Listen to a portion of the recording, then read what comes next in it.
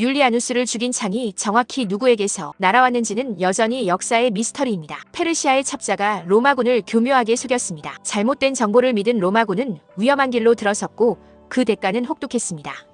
페르시아 기병대가 갑자기 사방에서 나타나 공격을 퍼부었고 로마군은 자신들이 완전히 포위되었다는 사실을 뒤늦게 깨달았습니다.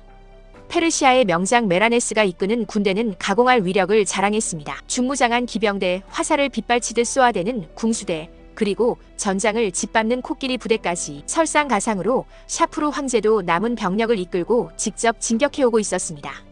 마랑가에서 벌어진 교전은 양측 모두에게 상당한 피해를 입혔습니다. 하지만 진짜 재앙은 따로 있었습니다. 로마군의 치명적인 판단 착오로 시간을 낭비하면서 병사들은 아시리아의 무자비한 더위에 무방비로 노출되었습니다. 식량이 바닥나자 상황은 더욱 절망적으로 변했습니다. 급기야 병사들은 군마의 사료까지 먹어야 하는 지경에 이르렀습니다. 전쟁에서 말을 잃는다는 것은 곧 기동력과 생존 가능성을 잃는다는 의미였습니다. 율리아누스는 자신의 죽음을 암시하는 불길한 징조들을 발견했습니다. 하지만 위기에 빠진 로마군을 구해야 한다는 책임감 앞에서 그는 자신의 몸을 사릴 수 없었습니다. 운명의 그날 새벽에 진군하던 로마군을 페르시아 기병대가 급습했습니다.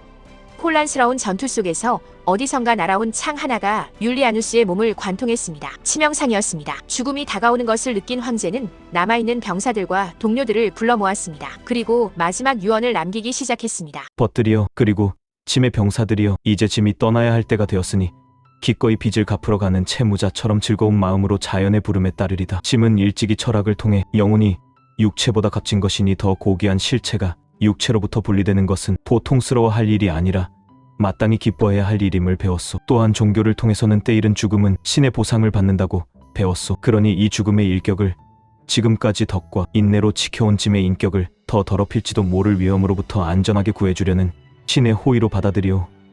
짐은 생전에 죄 없이 살았으니 후회 없이 가오. 짐의 사생활이 순결했음을 기쁘게 생각하는 바이며 신들의 힘에 발월하 할 제왕으로서의 최고 권력이 이 짐의 손 안에서 순수하고 흠없이 유지되었다고 자신 있게 말할 수 있소. 짐은 전제 정치에 타락하고 파괴적인 원칙을 혐오했고 국민의 행복을 정부가 취해야 할 목표라 여겨왔소. 짐이 취한 행동들은 신중함과 정의와 중용의 법을 따랐으며 모든 것을 신의 섭리에 맡겨왔소. 평화가 공공의 이익에 합치하는 한 짐의 목표는 평화였으나 조국이 짐에게 무기를 들라고 절박하게 청할 때는 짐이 언젠가는 검을 맞고 쓰러질 운명임을 분명히 알면서도 위험 앞에 나서기를 주저하지 않았소. 이제 잔인한 폭군이나 음모자의 단검 혹은 질병의 느린 고통으로 죽는 괴로움을 면하게 해주신 영원한 존재에게 감사를 바치고 싶소. 또한 신은 짐에게 명예로운 삶을 살던 가운데 이 세상을 영광스럽게 떠나도록 해주셨소. 운명의 일격을 간청하는 것도 그것을 거부하는 것과 마찬가지로 어리석고 비겁한 일일 것이오. 이상이 짐이 말하고자 한 것이오. 이제 짐의 힘이 다하여 죽음이 임박했음을 느끼고 있소. 다음 황제의 추대 문제에 관해 여러분의 선택에 영향을 미칠지도 모를 말은 삼가도록 하겠소. 짐의 선택은 신중하지 못하거나 현명하지 못할 수도 있소. 또한 군대의 동의를 얻지 못한다면 니는 짐이 청구한 인물에게 치명타가 될 수도 있소. 짐은 한 사람의 선량한 시민으로서 모쪼록 로마인의 덕망 높은 군주를 얻는 축복을 누리게 되기만을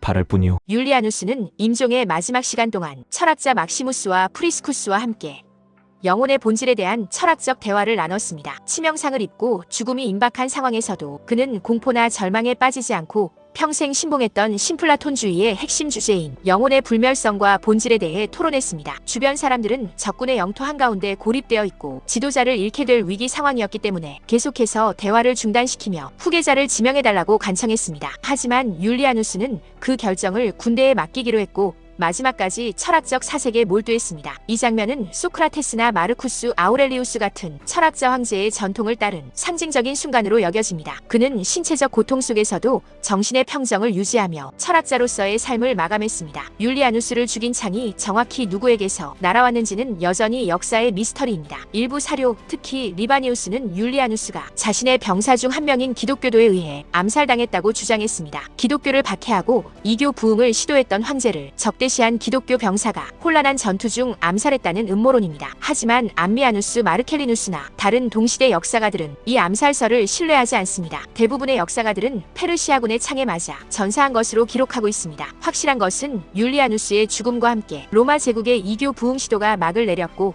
기독교가 제국의 지배적 종교로 확고히 자리 잡게 되었다는 점입니다.